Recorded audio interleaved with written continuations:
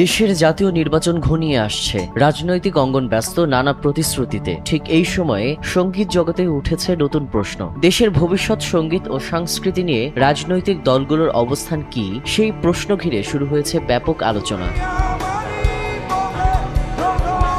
এই প্রশ্নটি সামনে এনেছেন জনপ্রিয় ব্যান্ড মাইলস এর কিংবদন্তি সদস্য, ভোকালিস্ট, গিটারিস্ট এবং বাম্বা প্রেসিডেন্ট হামিন আহমেদ। তিনি সামাজিক যোগাযোগ মাধ্যমে একটি পোস্ট লিখেছেন, বাংলাদেশের ৫৪ বছরের ইতিহাসে কোনো রাজনৈতিক দলই সঙ্গীত নিয়ে প্রকাশ্যে কোনো পরিকল্পনা ঘোষণা করেনি। বিভিন্ন খাতে উন্নয়ন এবং পরিকল্পনা থাকলেও সংস্কৃতি, বিশেষত সঙ্গীত, সেই জায়গা উপেক্ষিতই রয়ে গেছে।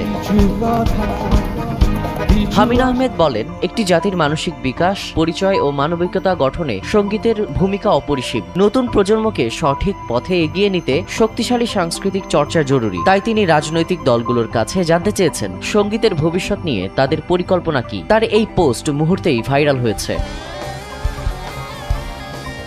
পোস্টটি ছড়িয়ে পড়তেই সঙ্গীতাঙ্গনে শুরু হয় আলোচনা। শীর্ষস্থানীয় শিল্পীরা পোস্টটি শেয়ার করে সমর্থন জানিয়েছেন। শিরোনামহীন ব্যান্ডের ফাউন্ডার, লিরিসিস্ট, কম্পোজার, বেসিস্ট ও ব্যান্ড লিডার জিয়াউর রহমান লিখেছেন, এখনই সময় দলগুলোর পরিকল্পনা জানানোর। তিনি প্রশ্ন তুলেছেন, ক্ষমতায় গেলে সঙ্গীত শিল্পের জন্য তাদের রোডম্যাপ কি হবে। তিনি আরও জানান, শিল্পী, technician, sound oh audio visual কর্মী সহ পুরো ইন্ডাস্ট্রি এই রোডম্যাপ জানতে চায়। জনপ্রিয় ব্যান্ড ইন্দালোর ভোকালিস্ট, গিটারিস্ট ও অভিনেতা জন কবিরও সমর্থন জানিয়েছেন এই উদ্যোগকে। তিনি বলেন, দেশের সঙ্গীত শিল্পী আজ যে স্থানে এসেছে তা শিল্পীদের পরিশ্রম ও শ্রোতাদের ভালোবাসায়। কিন্তু রাষ্ট্রীয় নীতিগত সহায়তার অভাবে শিল্পীরা বারবার বাধার মুখে পড়েন। দীর্ঘমেয়াদী পরিকল্পনার অভাব শিল্পীদের উন্নয়নে বড় প্রতিবন্ধকতা। শিল্পীরা মনে করেন, সময় বদলেছে। প্রযুক্তির যুগে সঙ্গীত শিল্পীকে বাঁচাতে প্রয়োজন আধুনিক কপিরাইট ব্যবস্থা, প্রয়োজন স্বাস্থ্যসেবা ও বীমা সুরক্ষা। সঙ্গীত শিল্পীদের জন্য পেশাভিত্তিক কর্মসংস্থানও জরুরি। পাশাপাশি দেশের বিভিন্ন সাংস্কৃতিক প্রতিষ্ঠানকে আধুনিকায়ন ও আন্তর্জাতিক মানে উন্নীত করার দাবি উঠেছে।